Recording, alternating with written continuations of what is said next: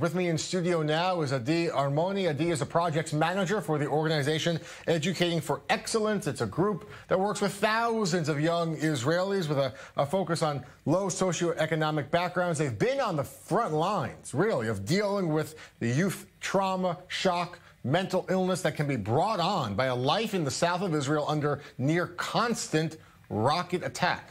Adi, thank you so much for being with me. I want to talk, of course, about kids, the kids that you work with every day, that have been for months now, sometimes every night, sometimes every week, waking up in the middle of the night, rushing to a bomb shelter because of an incoming rocket alert, or sometimes a rocket actually landing nearby. What does it do to them emotionally? I think the most important thing to understand is those kids' everyday life is cut. Unfortunately, those kids were born, most of those kids were born for this situation, and every few years they have the same story again and again, and they have to deal with it again. And sometimes it takes about a year, 2 years for a kid to rise up from the trauma and then go through it again. So it's very, very stressful for them. So emotionally, I mean, do they become emotional when you work with them in a classroom setting or in a therapeutic setting? Do they cry? Are they too shocked to even show emotion anymore because they're just... It depends. There is all kind of kids. Some kids take it as their normal day and go through that, and it's okay. And some kids, after an alarm, can't talk for a few minutes. They become very sensitive to noise. Something fell on the floor, a motorcycle going in the street. It stresses them out. Is that a short-term impact? I mean, especially because, as you mentioned, many of these kids grow up in this environment. It's something that stays with them for the rest of their lives. Let's say a motorcycle, like you mentioned, or a car like backfiring and making a loud noise, or a firework. Later on in life, are they still going to have that trauma? Yes, and unless they're in an environment that they can nurture them and listen to them and talk with them.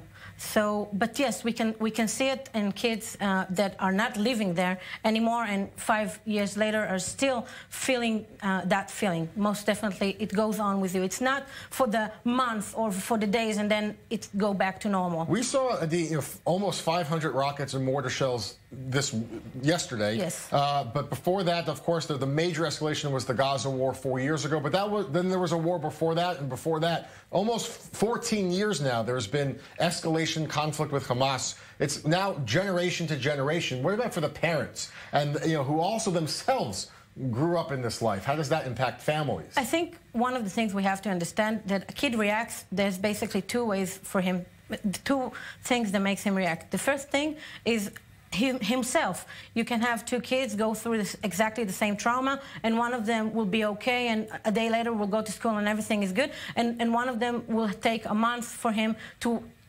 smile again. Yeah. So that's number one. And number two is the fact that there's something that goes out there that they have no control over them, and even more scary, their parents have no control over them, and even more scary, the school have no control. So basically all the systems which are very, very strong in their normal day, in a second, they run with them to the shelter. There's nothing else they can do. So with those kids that are very difficult to reach, that you know that they're traumatized, yes. Even the parents are traumatized. At Educating for Excellence, how do you kind of attempt to reach them, to have a breakthrough?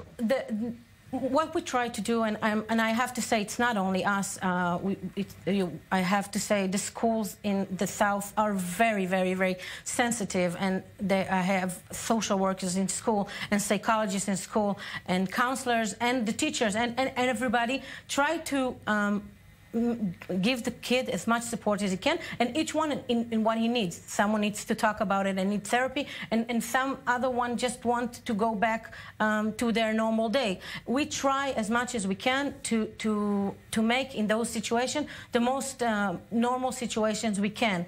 So if we can if after school the kids come to us, we'll do it. I mean, even try to help them as much as if it's in the class, which is a bomb shelter for bombs. Only so the kids can have his... Yes, definitely.